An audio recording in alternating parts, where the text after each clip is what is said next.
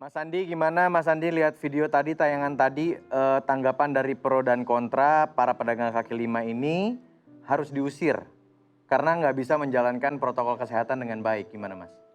Iya, prihatin juga ya, tapi kita kan harus mendahulukan faktor resiko kesehatan masyarakat dan menurunkan penularan COVID-19. Hmm. Di mana-mana kesehatan dan ekonomi ini harus kita selesaikan secara penuh kearifan, kebijakan yang betul-betul bisa merangkul mereka. Jadi kita mungkin harus lebih melakukan sosialisasi, edukasi kepada para pedagang. Memang ini waktu yang sangat-sangat penuh tantangan. Tapi saya yakin jika kita bisa mengatasi seperti yang tadi dilakukan oleh Pak Gubernur Bangka Belitung, program yang sudah dilakukan oleh Pak Gubernur Ridwan Kamil, saya yakin dengan vaksin yang akan datang, dengan penerapan yang disiplin, sektor ekonomi dan pariwisata juga akan pulih kembali. Amin, amin, amin, amin, amin. Nah, mungkin sekarang dari para tamu yang ada di sini kita juga ingin nih, ada yang mau ditanyakan nggak ke Mas Andi atau ke Bapak Erzadli Rosman? Silakan.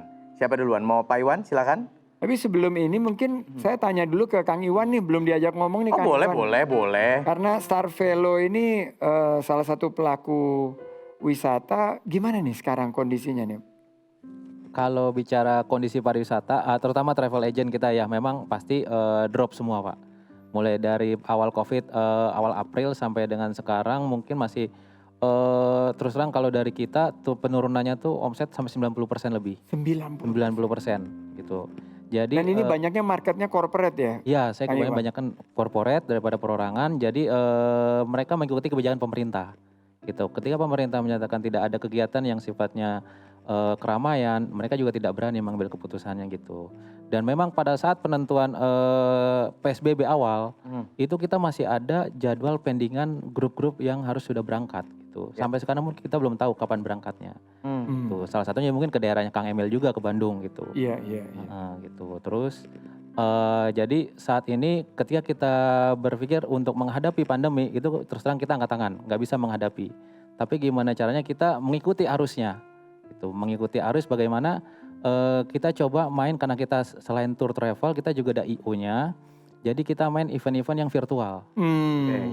Jadi korporasi-korporasi yang tadinya ada kegiatan di luar, outdoor segala macam, sekarang balik ke indoor, itu yang kita layani, kita kerjakan gitu.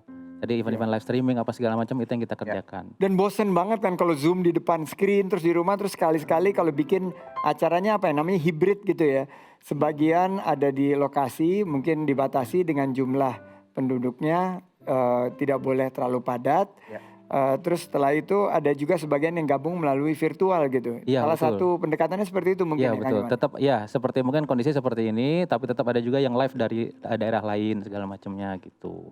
Jadi kita mulai ke sana, terus juga apalagi sih yang bisa kita optimalkan dari yang kita miliki. Salah satunya misalnya kita punya ruang kantor, ternyata ada banyak yang tidak terpakai, ya kita gunakan untuk disewakan sebagai virtual office segala macam seperti itu. Nah kesulitannya apa aja sekarang nih? Yang dihadapi dan kira-kira nanti coba kita carikan solusinya nih. Karena di kata Sandi kita mesti konkret kasih solusi. Solusinya konkret kalau di sini. Baik, terutama kalau untuk bidang pariwisata saat ini ya, sebenarnya mau baik itu korporasi maupun juga perorangan, semua sudah gerah untuk pengen ada kegiatan di luar segala macam. Tapi dari aturannya gitu atau resiko-resikonya, para pemegang keputusan tidak ada yang berani ngambil resiko tersebut.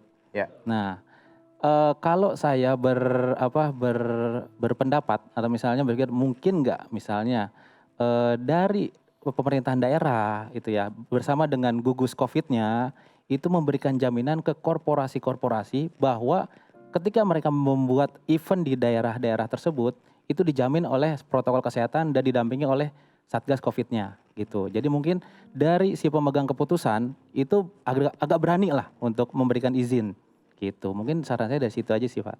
Gitu. Nah itu ide yang menurut saya sangat bisa diaplikasikan karena kita kan juga semua punya tujuan sama ya Pak Gub ya untuk meningkatkan pariwisata kembali. Jadi memang Ihsan saya lihat kalau menyelesaikan persoalan ini harus multidimensi, harus dari pemerintahnya, harus dari sektor para pelakunya dan juga korporasinya sebagai yang akan membuat event.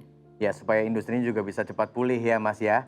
Oke, baik. Sekarang mungkin dari Mas Andri ada yang mau ditanyakan? Kalau nggak ke Mas Andi berarti ke Pak Erzaldi, silakan.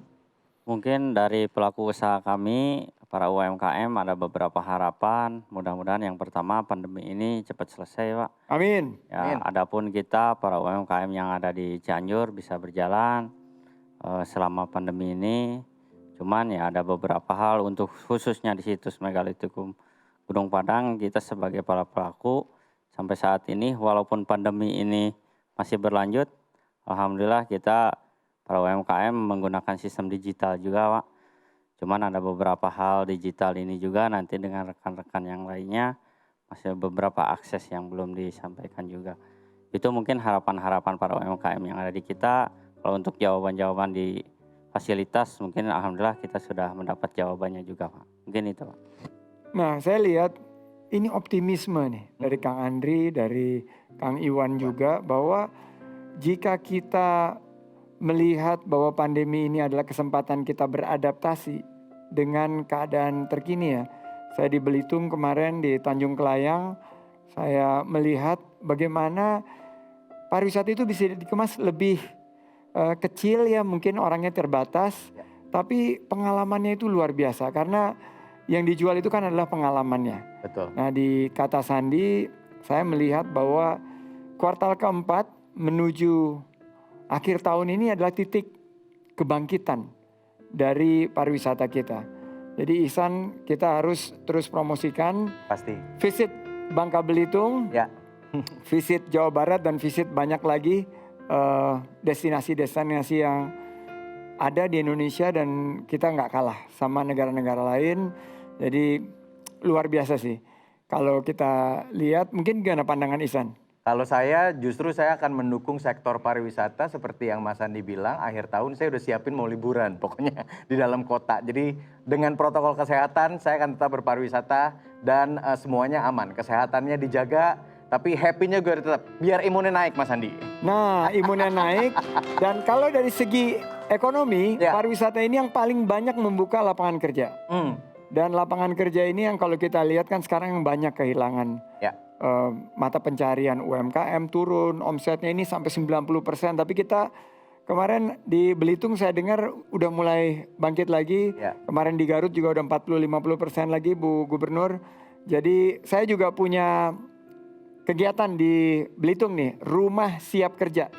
Ini juga sekarang saya dengar akan kerjasama dengan Pak Gubernur terkait pelatihan, pemasaran, dan sertifikasi retail untuk 60 masyarakat di Kabupaten Belitung untuk menggerakkan sektor pariwisatanya. Jadi ini insya Allah kita bisa kerjakan akhir November, mudah-mudahan dibuka oleh Bapak Presiden melalui virtual karena kita sekarang tahu bahwa semuanya dalam keadaan menjaga penularan COVID-19 ini, tapi mari kita bangkitkan sektor pariwisata.